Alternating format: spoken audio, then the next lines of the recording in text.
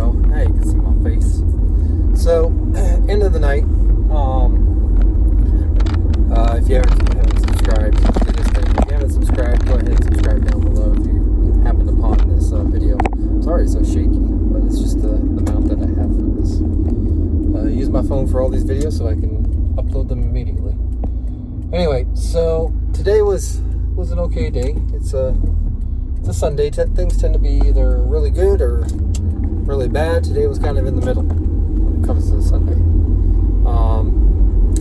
Had a weird day of I got pulled over by a cop because apparently one of my brake lights is out. Yeah, I think he was just bored more than anything. I happen to know a lot of cops, and I know that they do that stuff when they're bored, especially when they're in a small town like the one that I was driving through. So, one tip I will give you drivers out there, that if you watch my channel, if you get pulled over and a cop asks you the question, do you know why I pulled you over? Say no. No matter what. Even if you know the exact reason why they pulled you over, if you know that you're guilty of something, say no.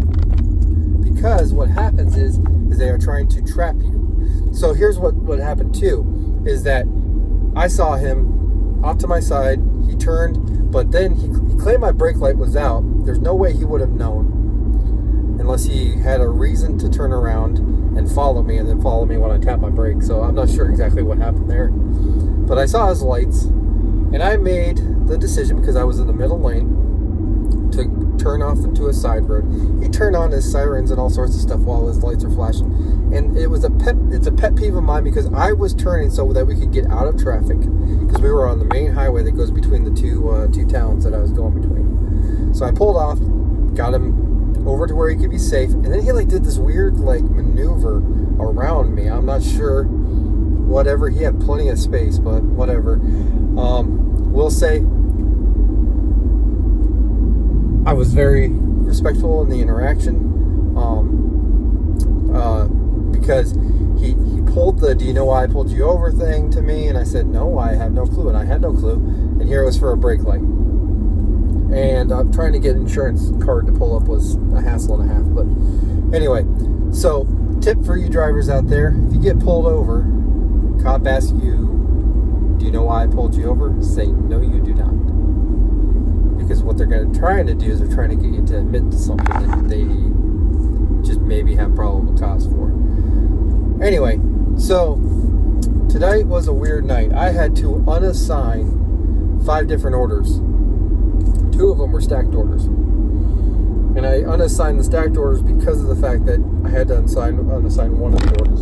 And for each one, in the amount of time that it took, just for my completion average, it's in the tanks right now, and I got to get it fixed or whatever. But I was having some fun on DoorDash Dad's live stream tonight. I like DoorDash Dad. I agree with a lot of the things that he says. He's fallen a little bit into the hype of being a YouTuber in some instances, whatever, but he pulls himself back out. He's getting ready to, I guess, to do some other stuff, so he's doing a live stream to kind of make some people happy or whatever, and say hi and whatever before NFL season starts. So whatever. Shout out to DoorDash Dad for being a good positive dude and all this. And I've seen people attack him, and it's a travesty most of the time.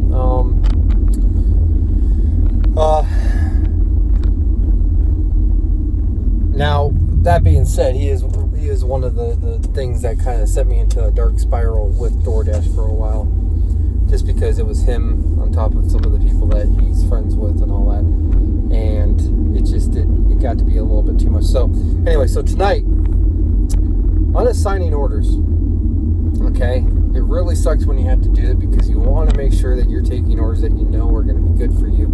Sometimes things just happen. Tonight, we have a convenience store chain here that's popular in Pennsylvania. It's where it's from. They're called Wawa, and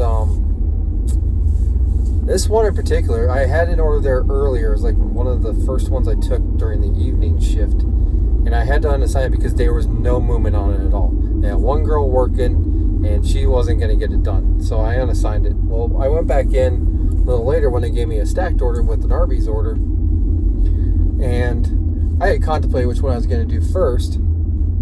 So I was going to do the Wawa one, and lo and behold, I get in there, and I'm standing there for 10 minutes. Another DoorDash driver came in and got them to make his order first. And at that point, it had been like 10 minutes past the pickup time that they had DoorDash had assigned to me. And I don't really pay attention to that stuff, but when it comes to this kind of stuff, when it's affecting my ability to be out there and grabbing something else, I get a little peeved about it.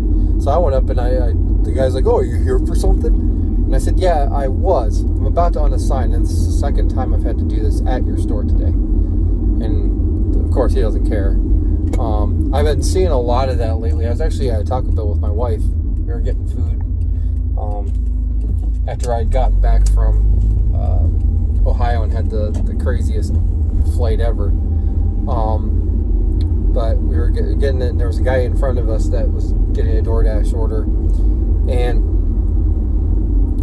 the girls in the Taco Bell thing thought it was funny because they were really messing with him, and he ended up just unassigning the order and taking off. And funny thing is too is that it smelled so much like weed coming from that drive-through window that my wife actually said she was going to leave a review about all of that, because of the fact that it was just like a free-for-all inside that restaurant. I find there's a lot of that. There's a lot of restaurants in particular, people that are working in restaurants who think it's funny now to fuck with their customers. And I don't find it funny. I regardless if you're a DoorDash driver, that person is still a customer technically. They're picking up for a customer who decided they didn't want to come out. So you need to treat them with the respect you would any other customer. And there's a lot of restaurants that are just fucking with people. And it's really starting to get really, really aggravating to me to watch and to deal with.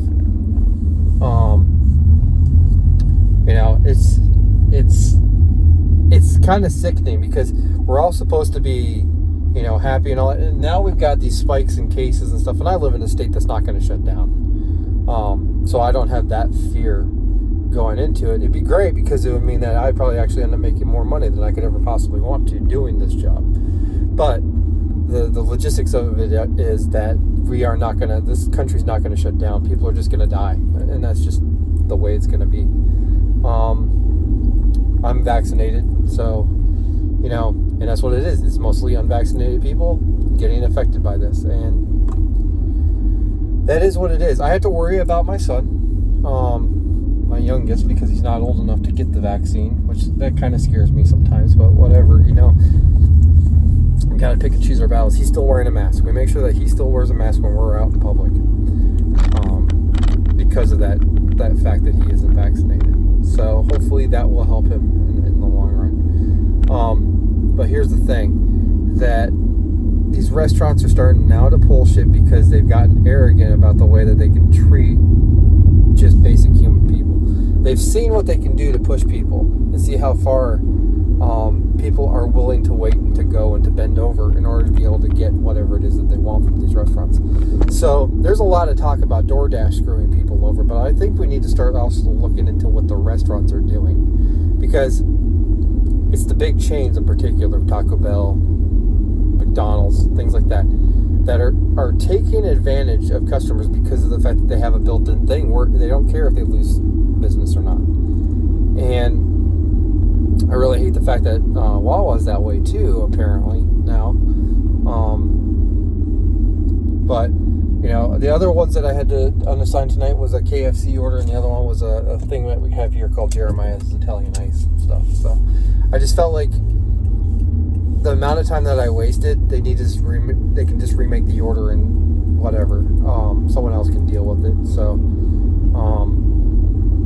it's been a really crazy night. I still made decent money for the times that I was out. I wasn't out a whole lot today, truly, because I was just stuck with a bunch of other things. I'm headed home now and gonna go have dinner, but so staying positive and all this, I felt like today was a good day. And, the arguments about this DoorDash thing and what's going on with reducing base pay. I actually made a comment on the live feed and all that, and he said what he said, and he's entitled to that opinion. But I also made the point out that me as a musician, I'm being asked to take a pay cut too. So it's not just a DoorDash problem. It's an economy problem. People are taking advantage of this economy that we're in, and they're basically looking at it as you should just be glad that you're getting paid something. Okay? And that's the thing, is that guys like DoorDash Dad do this for a living. This is all they do. And then they do their little podcasts and stuff like that, which is great. I love creative people, and in whatever way you can be creative, do it. All right? But if this is your only way of income, all right, you cannot lose sight of the fact that there are people who make a living in other places that are being affected just the same as this is. Okay? There's no holy grail to you're going to make an easy living really anywhere. Okay?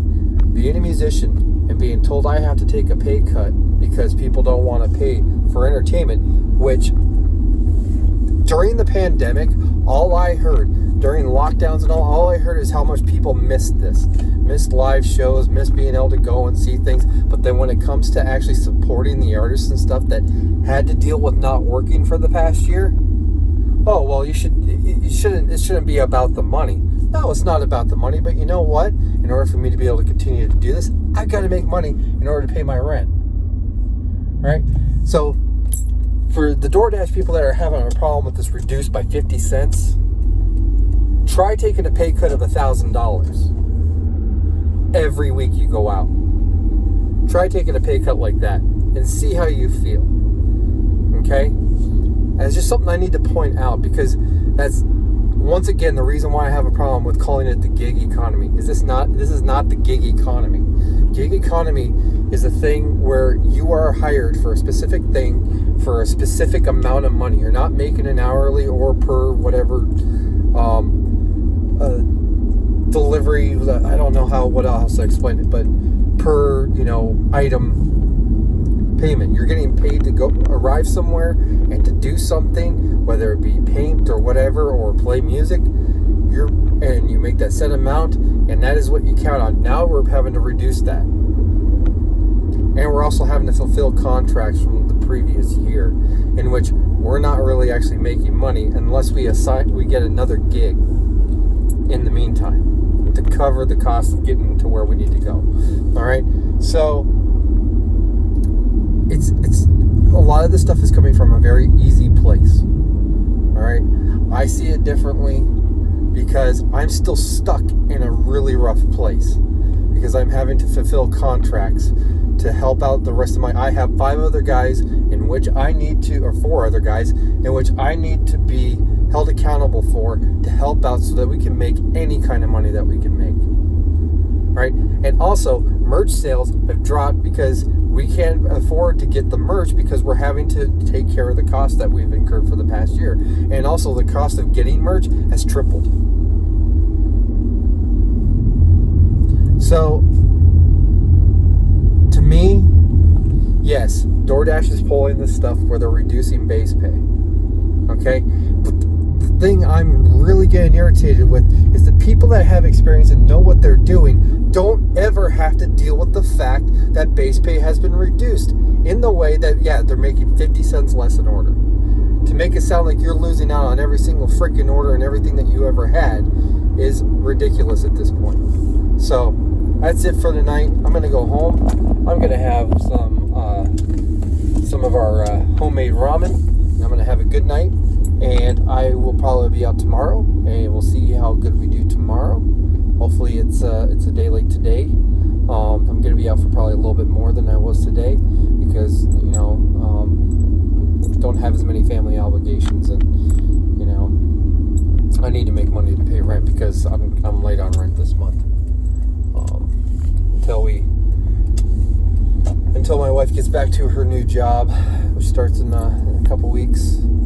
we start getting regular paychecks again from her, we're always going to be a little bit behind, but whatever. Thank God that our property management company and stuff understands. Sorry, that was a joke. No, they don't understand at all. They haven't during the whole pandemic. We've had some really scary times, as I'm sure a lot of people have. At least we're still in our house. So I'm out here making a living with the dollars and cents I can get from doing this, playing gigs,